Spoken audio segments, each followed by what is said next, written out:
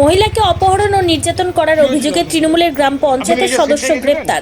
অভিযুক্ত গ্রাম পঞ্চায়েত সদস্যের নাম রথিন সরকার। মঙ্গলবার এক গৃহবধূকে অপহরণ করার অভিযোগ ওঠে তার বিরুদ্ধে।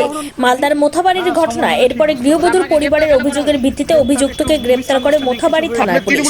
উদ্ধার করা হয়েছে গৃহবধূকে। অভিযুক্তের নাম রথিন সরকার। সে মোথাবাড়ি এলাকার পঞ্চানন্দপুর 2 নম্বর গ্রাম পঞ্চায়েতের তৃণমূল সদস্য। শুরু হয়েছে রাজনৈতিক তরজা। বিজেপির জেলা সহ সভাপতি অজয় গাঙ্গুলির অভিযোগ, শাসক দল করে বলে এত সাহস পাচ্ছে অভিযুক্তরা। আমি অপহরণ করব, খুন করব, কেউ ব্যবস্থা নেবে না, এমন একটা ভাব।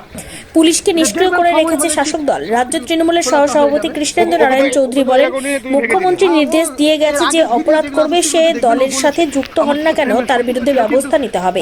সে কত বড় নেতা বা কোনো নেতার আশ্রয় থাকে তা দেখা হবে না। সময় হলে ঠিক সব কিছু প্রকাশ হয়ে যাবে। আপনার তৃণমূলের কত বছরের মেম্বার? আপনি দৃঢ় বিশ্বাস আছে যে ও, কত বছরের মেম্বার তৃণমূলের? আমি কোনো অন্যায় করিনি, এইটুকু মনে রাখবেন। আপনাকে নিজে স্বেচ্ছায় গেছিলেন? তাহলে ও জোর করে নিয়ে গেছিল কেন?